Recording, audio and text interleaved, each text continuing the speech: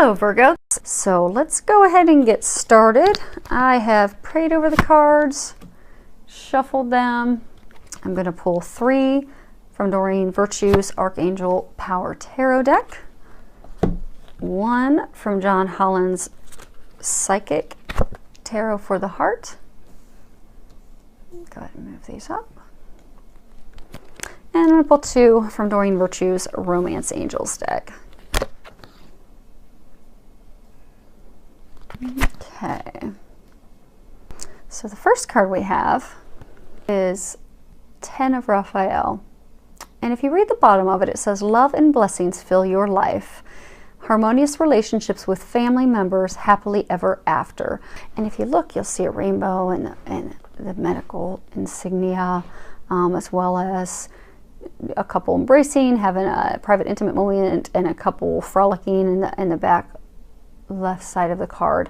And what I'm getting from this is you've had a very turbulent time with your partner, maybe a number of months of arguments, not agreeing, and you're finally going to get to the place where that spark is back, where your commitment's back, where your joy is back, where you're just really ignited as lovers, set aflame again. And it's almost as though you're thinking it's too good to be true. You're waiting for, the next shoe to drop, waiting for something else bad to happen. But what they want you to know is, you're really at a place of peace and happiness now. Enjoy it. Let go of those worries and concerns so you don't bring anything back into the relationship, because you really are at a harmonious, happy time with your partner now, and enjoy it. And continue to invest that time and that bliss and that happiness with your partner, and you'll continue to have that, because it really is here. You finally, after all the work and the disagreements and the struggles that you've had, you finally have arrived at that place of happiness, bliss, joy.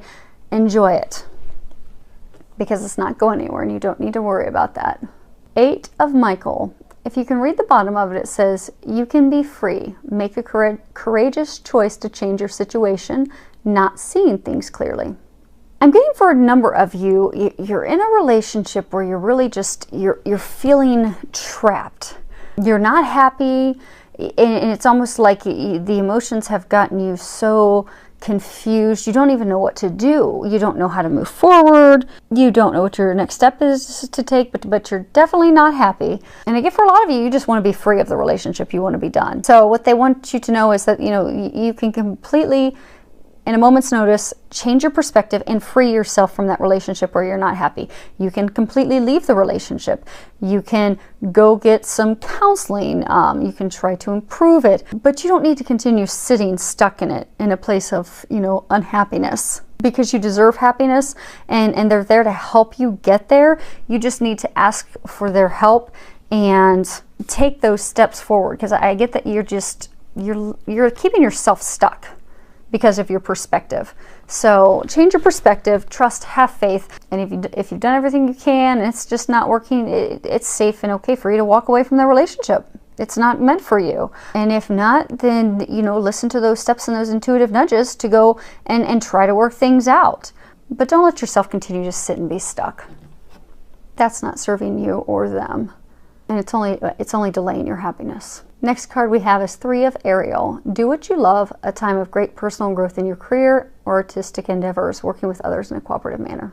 So what I'm getting with this is there's a number of you, things are just going to be ramping up at work. You're not going to have time for romance, not any time for love. So what they're encouraging you to do is, for those of you that are in a relationship, so it doesn't cause any turmoil or any permanently damaging conflicts, arguments with your partner, is to make it, have those communications with your partner to let them know that you do love them, you do care for them, to make them feel special, let them know that this is out of your control. Because I get, it's almost as though you've started a new job and you're overwhelmed at the new job. You've started your own business venture and you're just having to give it your all to get it up and going. Or you work at a company where there's some new project, new program, new item that they're rolling out, and it just requires to step up the plate and put in a bit of overtime for the next month.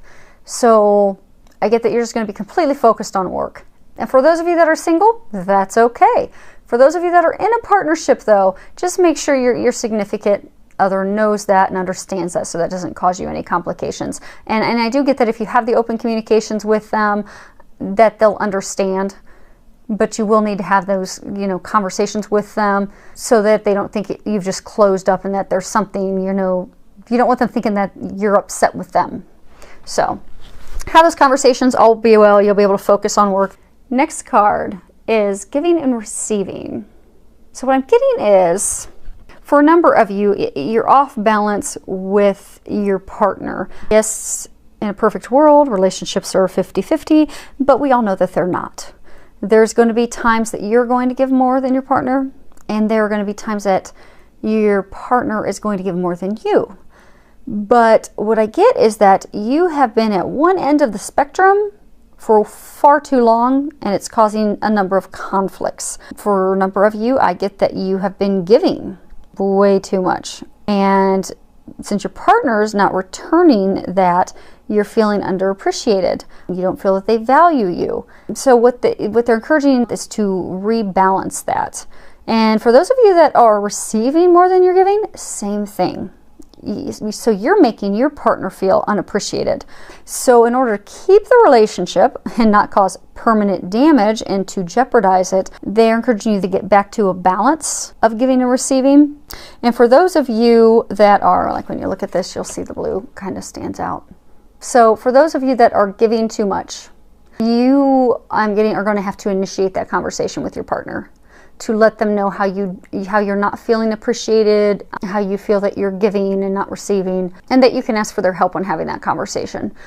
Because it's, you know, most people that are givers are natural givers in their nature. I get that it's going to be a difficult conversation for you, but I get if you ask for help, ask your angels for help, they will help you with that conversation and there will be a positive outcome in it.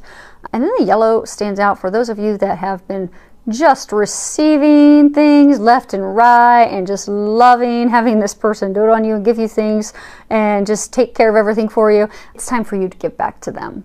So luckily for you, it doesn't really need a conversation, just for you to start taking care of them, helping them, giving them. And you're going to notice that they're feeling underappreciated and not valued. It's going to turn around and you're going to notice that's going to transform your relationship.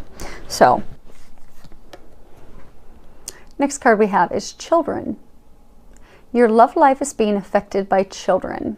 So what I'm getting is, for some of you, they're encouraging you to be playful and have fun like a child with your partner. For those of you that are single, I get that you're so focused and worried about finding someone that you're just not enjoying you and having fun with you. Don't worry and stress and be planning your life about all around finding that partner. Just go out and have fun. And for those of you in a relationship, you know, go and have fun together. That'll put that spark back in it.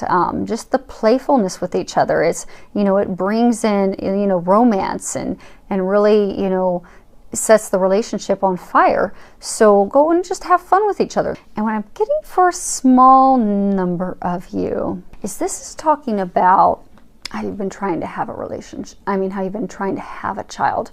You're in a very happy relationship. And your relationship has been very happy and blessed and very harmonious and loving for a very long time.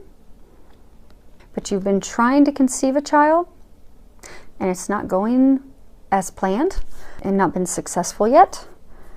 And what I'm getting is you're so focused and stressed and worried about not being able to have a child and grow the family that you've desired your whole life that you're starting to block yourself. And for some of you, you're even starting to have arguments with your spouse about it. So what I'm getting is, this is twofold for you. I'm getting that if you can go and just stop worrying and thinking about that for a little while. I know it doesn't sound easy when that's something you really desire and want, but if you can stop thinking about that and just go and truly enjoy your spouse, your lover, just go and have fun and play together. Bring that spark back in, removing that tension that you've been having over, you know, not having and starting the family that you desire. But if you can just go play and have fun and forget about that, I'm getting that would remove the blocks It could ultimately end up leading to you conceiving the child that you desire. Because, you know, oftentimes when we really want something so badly and we keep thinking about, oh, I want this, you know, person, and, you know, your case, want to have a baby. But we'll say for somebody that's looking for a relationship, you know, I really want this, you know, partner. I really want to meet him. I really want to meet her. And that's all they ever think about. What they're coming from is a place of lack. So they're actually, you know, energetically pushing that away from themselves. But those same people, you'll notice that when they stop and they're kind of like, oh, okay, whatever, I give up. It's just, oh, I'm just meant to be single. And then they stop thinking about finding a partner and they just truly start enjoying life and enjoying themselves, and they don't ever think about it anymore. And that's when their soulmate walks into their life. And I'm getting it's a similar thing for you, that you need to let it go.